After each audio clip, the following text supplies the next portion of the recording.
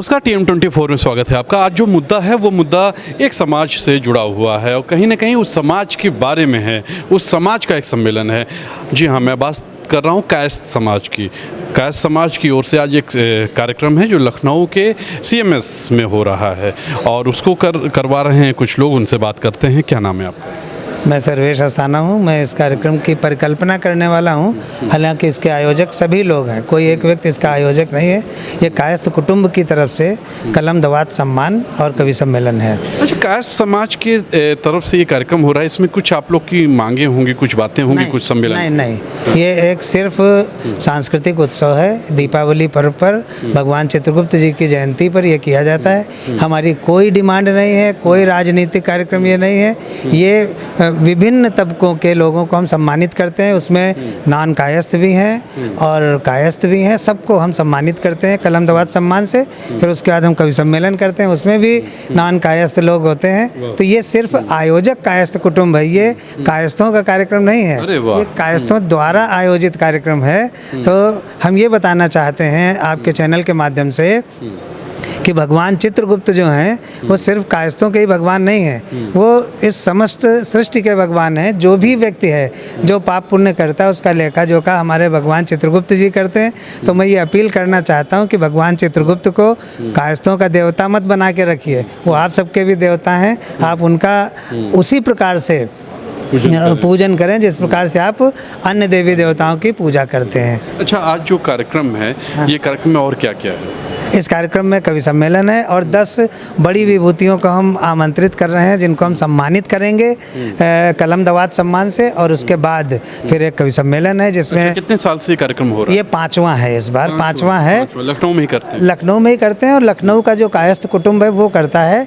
कोई एक व्यक्ति इसका आयोजक नहीं है। अगर आप हमें क्रेडिट देना चाहें तो ये गलत है। जितने भी कुटुंब के लोग हैं सब इसके आयोजक हैं, सब इसमें शामिल होते हैं, सबके द्वारा ये कार्यक्रम किया जाता है। देखा आपने कितनी अच्छी बात इन्होंने कही है कि ये सभी लोग मिल के इसको करते हैं। ऐसा नहीं है कि इस बार इन्होंने किया है तो अगले साल भी यही करेंगे, कई लोग मिल के करते हैं। चलिए और लोगों से मिलते हैं। रसवंदन जी, स्वागत है आपका TM24। आज के कार्यक्रम के बारे में कुछ बताइए।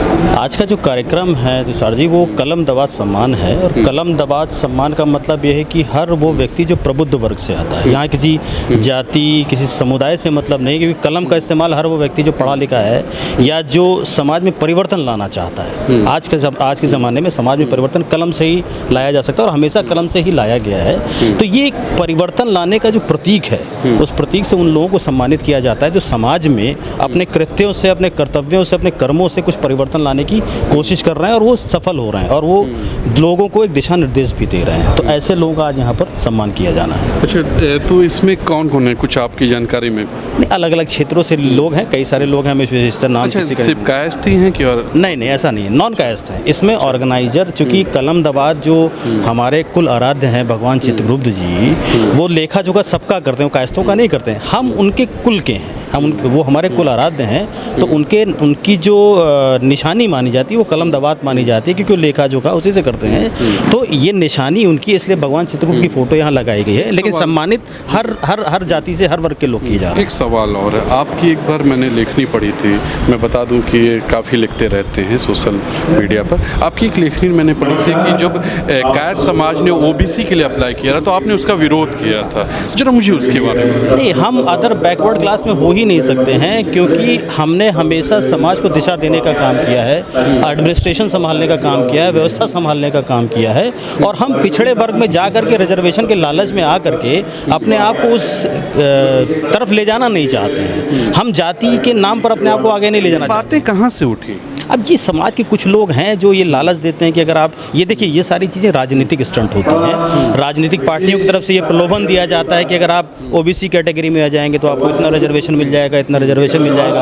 और रिजर्वेशन मेरे हिसाब से वो दीमक है आज की डेट में जो समाज को धीरे धीरे खा रहा है। और इसका विरोध कायस्थों को ही नहीं, हर वर्ग के लोगों को करना चाहिए, क्योंकि इससे फ़ायदा उनको भी नहीं हो रहा है जिनको रिजर्वेशन मिल रहा है। देखिए कितनी अच्छी बात है, ये उस समाज से आते हैं जहाँ पर OBC के लिए लोगों ने कहा था, अप्लाई किया था कि ओबीसी हो, लेकिन इन्होंने विरोध किया। कायस्थ समाज के प्रतिनिधि के तौर पर हैं आपने इसका विरोध किया कि नहीं, हम फॉरवर्ड हैं और निश्चित तौर पर हम उसी में आते हैं। चलिए और लोगों से मिलते हैं। हमारे संग यूपी के उप मुख्यमंत्री हैं ब्रजेश पाठक जी, जो काफ़ी लोकप्रिय भी रहे हैं, यूपी में पूरा लोकप्रिय हैं, जन जन में लोकप्रिय हैं। ये बताइए कि आज आप कायस्थ समाज में आए हैं, तो एक कायस्थ लोगों की हमेशा मांग रही है कि वो जो मांग रखते हैं उसमें आप क्या सोचते हैं? कायस्थ समाज के साथ हम पूरी तरह से 100% हैं और हम परिवार के सदस्य हैं, और जितने भी हमारे भाई बैठे हैं हम सबसे लगातार संपर्क में रहते हैं, और ये जो भी हमसे कहेंगे हम पूरी तरह से इनकी मांगों के साथ हैं। वैसे तो आज ये कल्चर प्रोग्राम है, इसमें तो इस तरह की बातें बिल्कुल नहीं होनी चाहिए, मांगे की कोई बात ही नहीं है।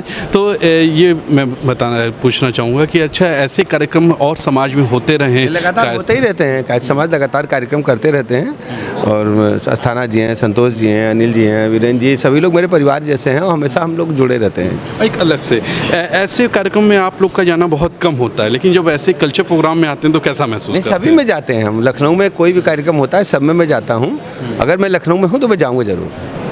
धन्यवाद। तो ये थे यूपी के उप मुख्यमंत्री ब्रजेश पाठक जी, जो काफ़ी लोकप्रिय हैं लखनऊ व पूरे यूपी में, जो जन जन के प्रिय हैं और ऐसे कार्यक्रम में आते हैं। उन्होंने साफ तौर पर कहा कायस्थ लोग की अगर कोई मांग होती है तो निश्चित तौर पर पूरी होगी। चलिए वो लोगों से कुछ लोग और हैं, उनसे बात करते हैं। क्या नाम है आपका? मुकुल महान। आज आप भी यहाँ पे सम्मानित होंगे? नहीं, हम तो काव्य पाठ करेंगे। अच्छा, आप काव्य पाठ हूँ मुकुल महान और आमंत्रित हूँ उसी वजह से। इस कार्यक्रम के बारे में कुछ बताइए। देखिए, ये कार्यक्रम जो है, जैसा कि आपको पता है कि हमारा देश उत्सव धर्मी देश है, और उत्सव धर्मिता के तहत ही ये कार्यक्रम है। कार्यक्रम कायस्थ कुटुंब है, जो भी यहाँ गोमती नगर का, लखनऊ का, वो सब मिलकर के करते हैं। लेकिन कायस्थ कुटुंब का मतलब ये नहीं है कि खाली कायस्थों का कार्यक्रम है। कोई ना कोई संस्था होती है जो कार्यक्रम करती है, तो उसी हिसाब से कायस्थ कुटुंब कार्यक्रम करते हैं। कभी विभिन्न, मतलब इसमें कोई जातिगत या धर्मगत नहीं है, सब तरह के लोग यहाँ पर आते हैं, सब तरह, हर तरह के जाति धर्म के कवि आते हैं, काव्य पाठ करते हैं। और कुछ लोगों को जो है, आज कहाँ से कवि आ रहे हैं? आज अब राजस्थान से आ रहे हैं और मध्य प्रदेश से आ रहे हैं। मतलब 6, 7, 8 का ज़्यादा बड़ा कार्यक्रम नहीं होता है, लेकिन 6, 7 कवि होते हैं, तो 3 घंटे कार्यक्रम चलता है और अच्छा कार्यक्रम होता है। तो हम लोग चूँकि कायस्थ कुटुंब का कार्यक्रम है, तो कलम दावात चूँकि उनका हथियार है, और वैसे भी सभी का हथियार है कलम दावात, तो उसी पर आधारित हम लोग। हमारे दर्शकों को कुछ छोटा सा कुछ सुना दीजिए। देखिए, हम तो सिर्फ इतना संदेश देना चाहते हैं कि बात बात पर हंसते रहिए, कदम कदम मुस्कुराते रहिए, अपनी खुशियों के पौधों को यूं ही रोज़ लगाते रहिए, और जब अपनी खुशियों के पौधे हम खुद ही रोज़ लगाएंगे तो हम खुद ही खुश होते जाएंगे। और इस दुनिया में और कुछ नहीं रखा है। खुश रहिए, दूसरों को खुशी दीजिए। देखा आपने, बहुत अच्छा कार्यक्रम है, और हमारे संग कुछ युवा भी हैं जो समाज से जुड़े हुए हैं, इनसे बात करते हैं। क्या नाम है आपका? हाँ, शेखर श्रीवास्तव। शेखर जी, इस समाज, इस कार्यक्रम से कैसे जुड़े? जो इसके प्रस्तावक हैं, इस कार्यक्रम के आयोजक हैं श्री सर्वेश अस्थाना जी, वो बड़े भाई जैसे हैं। उन्होंने हमेशा एक मार्गदर्शक की भूमिका निभाई है। उन्होंने मुझे हर कदम पे, हर क्षेत्र में रास्ता दिखाने का काम किया है, और ये काफ़ी साल, आज 10 साल हो गए उनसे जुड़े हुए जी।